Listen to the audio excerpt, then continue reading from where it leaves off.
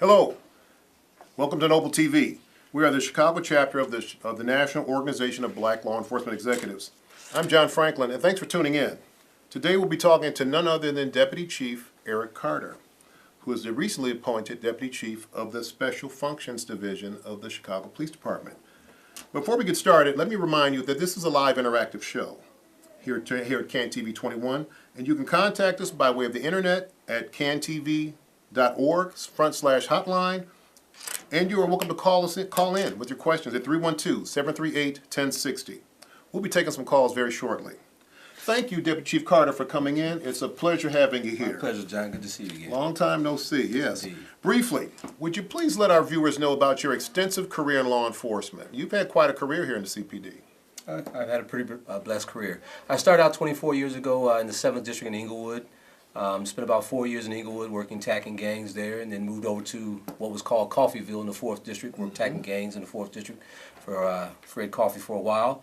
Got promoted to sergeant. From there, I was sent right back to the Inglewood District as a gang sergeant in the 7th District again. I worked there for 2 years, got reassigned to the undercover narcotics section in 2000. Spent 5 years there before getting promoted to lieutenant. We both made lieutenant together at the same time. Did. From there, I was promoted to lieutenant and then went to the 3rd District working for Commander Brown in the 3rd District for a while. Spent 2 years in the 3rd District. During that time frame, I got sent to the FBI National Academy. I graduated the FBI National Academy and came back. When I came back, you were the commander of the 3rd District. Yes, I worked for I you for a remember. short while Yes. before being reassigned back to the narcotics section again as lieutenant in the narcotics section. I spent 2 years there before being promoted to the commander of the 4th District. Spent 3 years in the 4th District. From the 4th District, I was asked to take over the 6th District. I went to the 6th District and spent 2 years there. That was a lateral move. Lateral Yes, move, went from commander of 4 to the commander of the 6th District. From there, I ended up going over to being resent. I got promoted and got reassigned back to organized crime. I became the deputy chief of narcotics for a while, and then deputy chief of the entire organized crime bureau at that time. From there, I spent 3 years in the organized crime bureau as a deputy chief of organized crime. After that, I got a lat move here to special functions, which is where I am at now. Now, you have quite a bit of responsibility, and that's putting it mildly, being the Deputy Chief of the Special Functions Section. For those of our viewers that don't know what the Special Functions Section is, it is pretty much all the bells and whistles of the Chicago Police Department. You have the most coveted units within the department. You have both airports, Midway and O'Hare, plus the entire public transportation hub, SWAT, Marine and helicopter units, K-9, the mounted unit, traffic, bomb squad, and of course troubled buildings. Now, let's start with SWAT, which has always been considered this cream of the crop. Now, I know a little bit about that, having been one of the founders of the high-risk entry team, which eventually became SWAT. Focusing on the application process and training, would you please inform our audience about some of the situations that SWAT responds to, and also tell them about the amount of training and qualifications they have to meet to even attempt to become a member of SWAT? Okay, well, to start off, SWAT responds to any incident that normally patrol can't handle themselves. If it's an unusual circumstance that just normal patrol operations can't deal with, SWAT responds. That means any active shooter incident, any bona fide hostage or barricade incident, SWAT will respond to investigate. Right now, we're currently going through the SWAT application process. We've had the initial application process was just done here at the beginning of December. We had, for the first time, several young ladies to apply. One actually made it through the beginning process. She's well on her way to go into the 2nd phase. But in that process, you initially come in, you go through a handgun shooting range qualification. You have to pass that first before going on to the physical fitness portion of the qualification. At that part of it, you end up doing 40 sit-ups in a minute, as well as 40 push-ups in less than a minute. From there, it goes to a 1.5 mile run. You have to do within 13 minutes. And Regardless of your age. Regardless of age or gender. Right. We don't have any norming for gender or age, so everybody has to have the same qualifications in order to make it. From there, if you pass those first 2 phases, you go on to a 2nd phase, which then goes into the rifle qualification. If you pass the rifle qualification, you then go on to the next phase, which is you get the tactical entry portion. You're taught for several weeks on tactical entry tactics, and if you can pass that phase, then you are offered a spot on the SWAT team when one comes available. when one comes Because available. people don't leave SWAT too often. Not very often. No, it's one of the most coveted, as you said, one of the most coveted and sought after positions on the department. I was quite amazed when I was there that when I was the commander of SWAT that there were guys on the team who were in their 50s who could still run the mile and a half in under 13 minutes. Yeah. And one gentleman, Sergeant Ron Gibbs, I believe he's detailed to the academy now, runs a mile and a half in 11 minutes, and he's about to retire. He's pretty up there in age and still in great shape. Ron, as well as a few other sergeants, have maintained their physical fitness impeccable.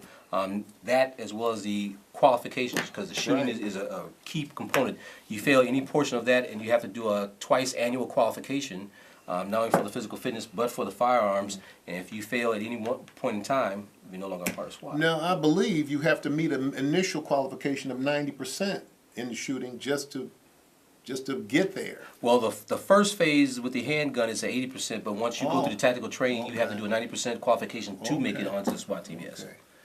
Now, does CPD SWAT regularly participate in cross-training with other critical response teams, CERT teams around the state or outside of the state? Do they participate in any cross-training at all with that? We do locally in the Chicagoland metropolitan area. We also do it with the federal agencies here.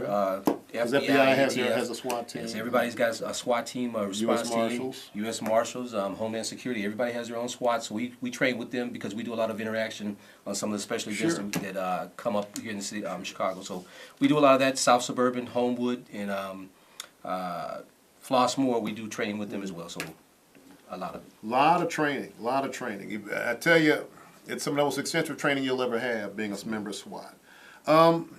Has or will SWAT receive a version of training that paramedics receive? Now, I know they carry kits on them in case someone is injured or wounded, whatever. Are they certified as EMTs? I remember when we were high risk entry, we had actually been trained by the fire department. We all had basic life support EMT licenses. Is that still the case or no? Some of them are. Not all of them are. It's not a requirement that they are trained as EMTs, but for each squad, there are multiple people on the squad that are trained as EMTs. We actually have 4 that are certified paramedics with the squad. So they have the option of doing it, but every squad is required to have at least 2 or 3 per squad, so everybody can be taken. And they're all are the LEMART trained, so we have that. Yes. And fortunately, in all the years SWAT has been in existence, no officer has ever been wounded in the line of duty doing a SWAT exercise. So that's fantastic. Now, let's discuss the helicopter unit. Now, as I recall, helicopter unit was combined with the Cook County Sheriff's Department, and was it the state police as well? Just the Sheriff's Just the Sheriff's Department. Is that still the case? Still the case. I know some of the pilots were us, some of the pilots were them. Well, right now, currently, all the pilots with the helicopter unit are all CPD officers, sworn officers. Okay. The sheriff's officers are what they call the tactical operations officers. They are the ones who handle all of the mapping equipment, FLIR, anything else that's on the while the pilot is flying. So we share that responsibility. We fly 25% of our missions in the counties and suburban areas that they designate as part of our joint operations. Now, are there any success stories with the helicopter unit where they have assisted on chases or assisted ground units in apprehension of offenders that had otherwise attempted to elude capture, anything like that? Actually, just recently in the 9th District, a couple of days ago, there was a burglary offender that had broken into a home. The call came out, officers responded, but in the midst of him breaking into the home, he ended up taking the car keys and stealing a van, at which time he got into a pursuit became necessary, at which time the helicopter was called in. The subject bailed from the van. The helicopter came in and helped locate the subject as he was hiding within the area the officers had cordoned off. So That's that infrared. Yes, it's amazing how well that works to find people that you can't see with the human eye. Now, you're tasked with the aviation, along with aviation police, to provide security at our airports. That can be quite a daunting task too, because we have 2 of the busiest airports around. I mean, everybody's quite busy. The Southwest is pretty much the hub there, and then of course we have O'Hare, which is still one of the world's busiest airports. United's main hub. So, what role does special functions play in that? Special functions, the division, we have the responsibility for safety and security of both airports. We have a detachment at both airports, 24 hours a day, 365 days a year. We are not only on the tarmac and securing the airfield operations, but we also are within the terminals securing that with TSA. Now, K9, I know you have a training center that's just outside of Chicago, I think at Des Plaines, correct? Where the dogs are trained. How many canine officers do you have currently? I don't want to get into numbers for Okay. that, just for that. But we have ample enough, and we're actually in the process now of going to put out a notice of opportunity for anybody who's applying. We actually have 2 canine officers that are currently down in Texas going through canine school with their dogs to become a certified handler. So when they come back, they should be ready for operations by spring. Okay. Now, let's talk about one of your more popular units, the mounted unit. As we know, it's been said that the mounted unit is a magnet for children, tourists, and from what I hear, women love the sight of a man on a horse. What can I say? But talk to us about the extensive training that they undergo. The mounted unit is quite unique because they go through 16 weeks of training. If you want to be a mounted officer, you're going to go through training. You're going to learn how to not only ride the horse, but you're going to learn how to care for the horse's basic daily needs. Right. That means grooming, cleaning the stalls, everything, medical care, dental care for the horse. You really have to be in tune with the animal in order to become a mounted officer because you spend so much time with that animal 2 and 3 hours prior just to get them prepped for your deployment, let alone after when you Sure. come back. But that 16 weeks is quite intensive. You learn all the basic operations of how to maneuver the horse and do crowd control, so it's quite intense. Now, as I recall, the stables are located at the South Shore Cultural Center. That's still the case. Still the case. Now, I remember years ago when I was with Special Functions, I remember the stables weren't in the best of condition. I'm hearing now that they have revamped the locker room and some various other aspects of the South Shore Cultural Center for the mounted unit. Are there any plans to rebuild the stables or move it somewhere else? I know there's been some talk in the papers about Tiger Woods coming in with a big golf center he wants to put up in Jackson Park. Is the mounted unit going to be in any part of that, or? That's all Conjecture right now. Right now, but the mounted unit has recently undergone some renovations. We could use a few more renovations here and there, but the horses are very well provided for, food-wise, stable, heating, Veterinary everything, care, veterinary all of care. that. Matter of fact, we get our veterinary care. There's a veterinarian here in the city that donates his time and energy for our veterinary care. He has done it for the last 6 or 7 years.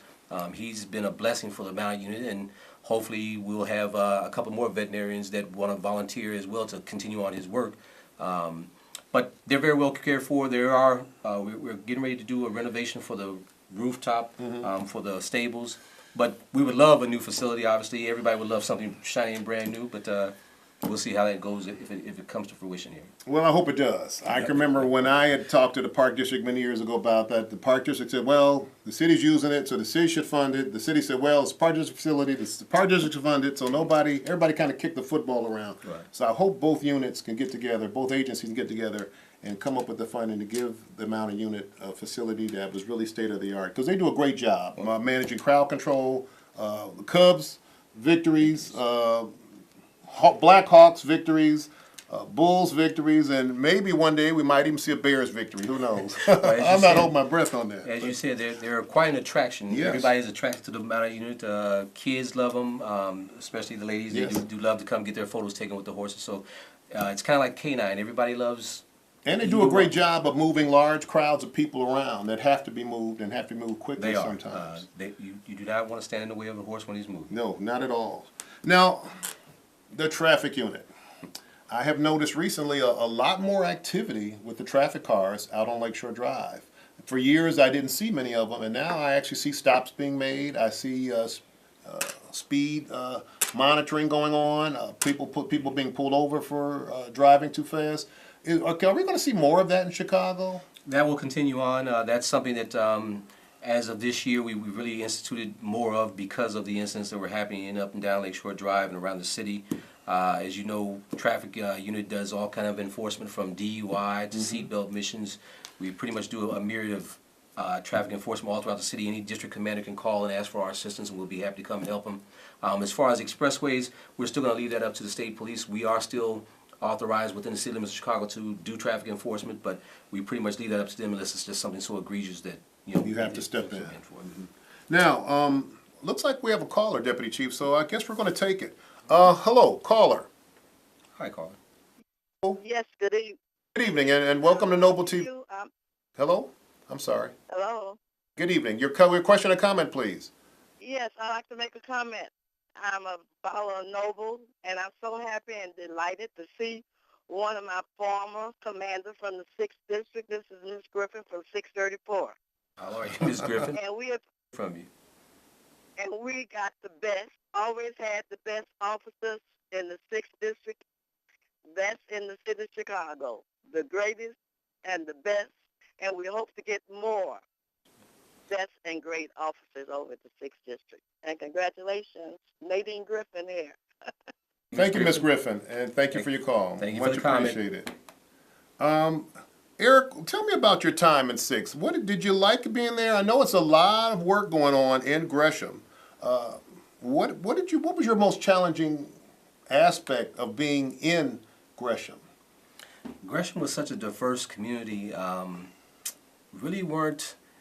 The greatest challenges were trying to get that fine mix of the east and west side to come together in Yeah. Gresham. You know, most districts are somewhat split along boundaries, and same thing, 6th District was split along same boundaries, but the Dan Ryan divided it. So Right. we end up getting them to come together and work together as a cohesive unit. They were great in their own realms, Right. but to come together as a whole, it was the most difficult part of it. Well, looks like we have another caller, Deputy Chief, so let's take it. Hi, good evening. Hello, Good evening, sir. How are you this evening? I'm okay. Got a question for Deputy Chief Carter. Yes, sir. First, does CPD SWAT team get involved with the Illinois Tactical Officers Association? Yes, sir. Most of the, if not all of my officers are a part of the Illinois Tactical Officers Association. They have membership in it. And they also do joint trainings and go to the conferences that they host every year. Okay, thank you for your call, sir. Eric, let's talk about the traffic unit again. We talked about how they support district law enforcement. Do they come out and give any educational training on DUIs and things of that nature that officers may not handle a lot of, but your officers in traffic will handle a lot more of, probably? We do in conjunction with the academy, joint trainings. We also come out and we do talk to high school kids that are going through driver education training. We go out and do, on-site training with them on proper, driver, not drink and drive. We do a lot of And zero tolerance, of zero course. tolerance. We do a lot of work with Mothers Against Drunk Drivers and organizations like that. But yes, when district commanders call, we respond, and when we help them out in any instance they require. Okay, great. Looks like we have the caller, sir. Let's take it. Hi, good evening. Welcome to Noble TV. Hi, I have a question. I was just wondering with the holiday season, as far as the airports, do you guys work in conjunction at all with like the air marshals or anything like that? Okay, good question. We do within the terminals. The air marshals are more so on flights in the air. They do pass through the terminals, obviously, as they entry and egress off the airplanes and in within the terminals. But we are charged at both airports. The Chicago Police Department is the main law enforcement body at both airports. Thank you for your question. It looks like we have another one. Hello, good evening. Yeah, John. Deputy Chief Carter, one other question. The North, South, and West Suburban Chiefs of Police Association, I know each one of those entities have SWAT teams. Do you do schedule regular joint operations or training with those individuals from those three respective associations? As a matter of fact, I've been talking to Chief Cook from out in Homewood, who's in charge of the South SWAT. He's trying to schedule that with our unit right now to get us to, get more interactive. So we're working with them as well as all the others. So we do. Thank you for your call. Okay. Now, Eric, each summer, as we know in Chicago, a lot of people go out to the beaches, and there's a significant number of drownings every summer. I know that the responsibilities of the CPD Marine Unit and the CPD and the CPD Marine Unit and the Chicago Fire Department sometimes overlap. Will both agencies be working together on this issue in the coming summer? We've always had a great rapport with CFD. We work side by side on the waterways as well as here in the city of Chicago. But yes, we have the same mission. We go and do the same things. Ours is more so the law enforcement aspect of not drinking on the waterways and Inspection. public safety and inspections on the waterways. They're more of the rescue aspect, but we do overlap in some instances. It just all happens to be logistics on who's closer in each of those incidents, but more so the fire department, we were a great partnership with them. Looks like we have another caller, so let's take it. Hi, good evening. Hey, Chief Carter, gentlemen. Quick comment to Chief Carter. Just want to say congratulations on your success. You're a great man, and the community needs more men like you of color because you're a great inspiration to young men. I had a pleasure of speaking with you at UIC College Prep, and you gave me some great information. So keep up the great work and continue to do what you do. Community appreciates you. Thank you so much. Thank you, sir. To what extent can you share with us the public transportation unit also? It plays a significant role in every major event. We have a lot of people that use public transportation to get to our major sporting events, and we're a big sports town. Soldier Field, Wrigley Field, U.S. Cellular, or now it's called Guaranteed Rate Field, I think now. Yes. Taste of Chicago. Taste of Chicago, United Center.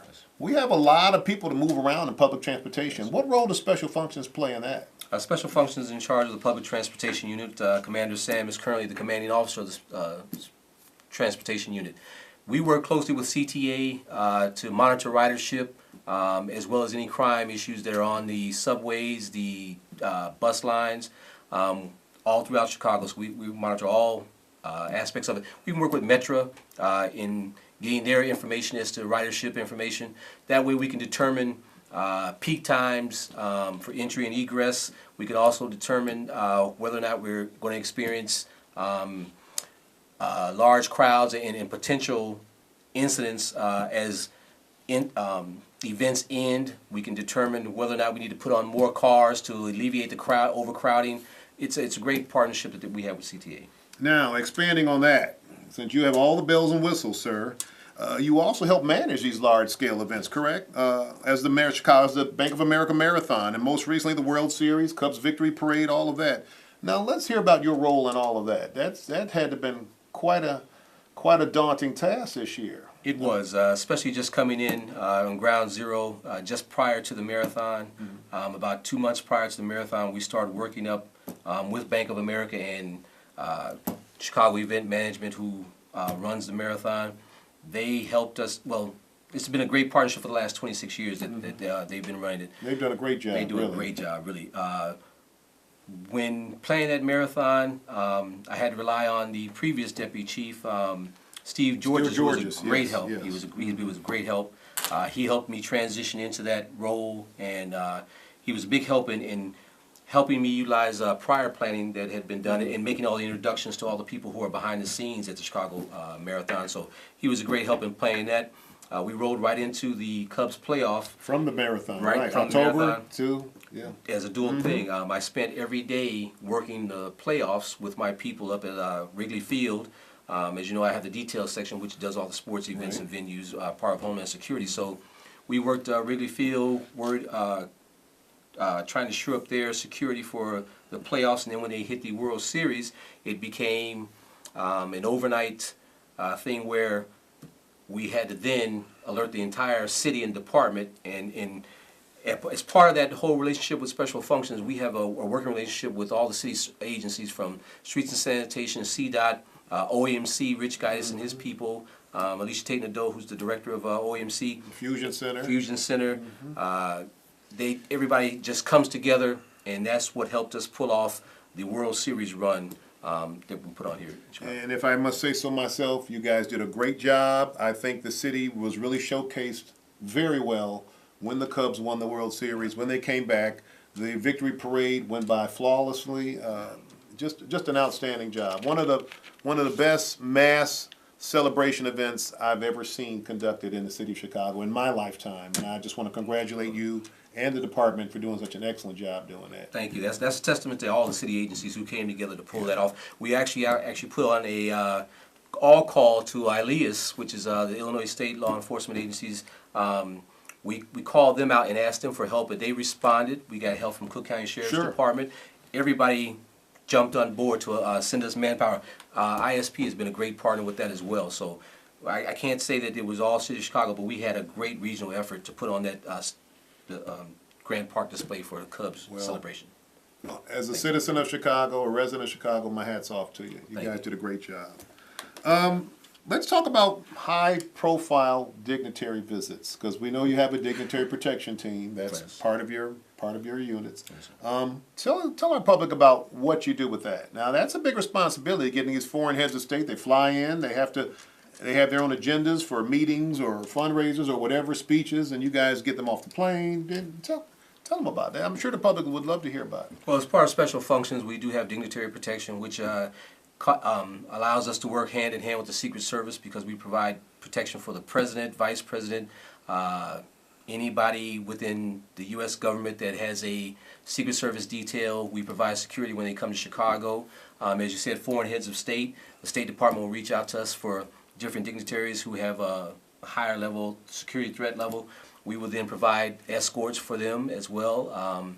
We do it for Department of Defense members. When you have high-level generals that come into town for different meetings and everything, we provide it for that as well. We also have the dignitary protection detail at the President's house out in Hyde Park. We're responsible for that as part of special functions. Now, again, I want to remind our viewers that Noble TV is live here on KNTV 21 every Thursday at 7:30 p.m. You can always tune in here or stay in contact with us on our website or on Twitter. Don't forget, please don't forget to sign up for our for the police entry exam. The deadline is January 21st. You can go to the website or the City of Chicago website to apply, cityofchicago.org or chicagopolice.org. Remember, be the change if you want to see the change. Noble is committed to the law enforcement. Noble is the conscience of law enforcement while being committed to justice and action. Well, viewers, our time is running out for today. I want to thank Deputy Chief Carter for being here today. It's been very informative hearing about all the units under his supervision. I want to thank our viewers and callers for joining us. And to our audience, the best way to stay in contact with us on Noble TV is by going to our website, noblechicago.org, or like us on Facebook at Noble Chicago Metro Chapter. I'd also like to remind our viewers this is our last live show in our rotation. All of our previously viewed programs can be seen here on our website at noblechicago.org. In addition, we will broadcast several standalone programs during January and February of next year. We will also begin our next regularly scheduled programming beginning in April of next year. So you'll see us again in April. From all of us here at Noble TV, we wish you all a very happy, safe, and prosperous new year. And thanks for watching. Thank you. Thank you.